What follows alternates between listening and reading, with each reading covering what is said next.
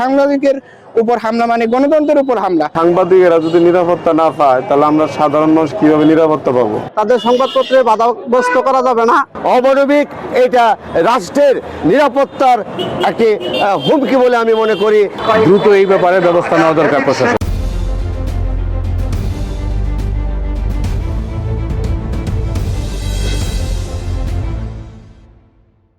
একটি আন্দোলনকে কেন্দ্র করে ঢাকাতে গত পরশু সাংবাদিকদেরকে যেভাবে প্রহার করা হয়েছে, এটা অমানবিক, এটা রাষ্ট্রের নিরাপত্তার একটি হুমকি বলে আমি মনে করি। যদি সরকার সাংবাদিকদের নিরাপত্তা বিধান করতে না পারে, আগামী 12 তারিখ রাষ্ট্রের এই চতুর্থ স্তম্ভ তাদের দায়িত্ব পালন করবে না। আমি সারা বাংলাদেশের সাংবাদিক সমাজকে বলবো, ঢাকা প্রেস ক্লাবকে বলবো, এই ব্যাপারে সরকারকে সুস্পষ্ট একটি নির্দেশনা দেওয়া হোক। সাংবাদিকরা যদি অ্যাসল্টের শিকার হয়, তাদের দায়িত্ব যদি পালন করতে না পারে, তাহলে আমরা একটি কঠোর আন্দোলন বাংলাদেশে গড়ে তুলব।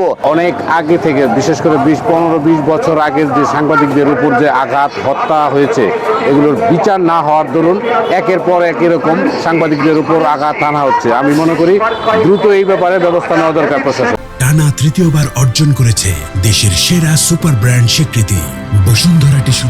সাংবাদিকেরা যদি নিরাপত্তা না পায় তাহলে আমরা সাধারণ মানুষ কিভাবে নিরাপত্তা পাবো?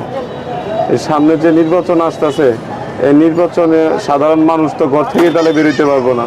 তো এই কারণে বলতে চাই, সরকার যাতে এরকম সাংবাদিক যারা আছে, সাধারণ মানুষ যারা আছে, এদের উপরে যাতে সুন্দরভাবে নিরাপত্তা দিতে পারে, তাদের যাতে কোনো বিপদ আপদ না হয়, সুন্দরভাবে নির্বাচন যাতে হয়, আমরা এটাই আশা করি জনগণের কাছে, এই সরকারের কাছে।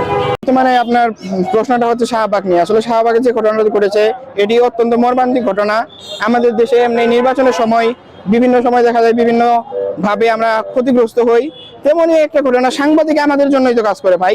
এই দেশে এমন কোনো জায়গা নাই যে সাংবাদিক কাজ করে না। তথ্য পৌঁছানোর মাধ্যমে একটা তথ্য বা কোনো সমস্যার সমাধান আসে।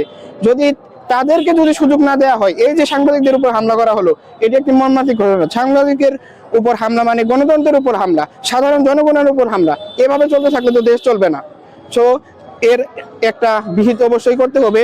শাহবাগে আন্দোলনের সময় কিছু সাংবাদিকের উপর সরকারি কর্মকর্তারা হাত তুলছে, এটা অন্যায়। কারণ সংবাদকর্মী যদি হাত তুলে কিংবা স্বাধীনতা হরণ করে, তাহলে সত্যটা পথভ্রষ্ট হবে না। অতএব সংবাদপত্রদের উন্মুক্ত থাকতে হবে, তাদের সংবাদপত্রে বাধাগ্রস্ত করা যাবে না।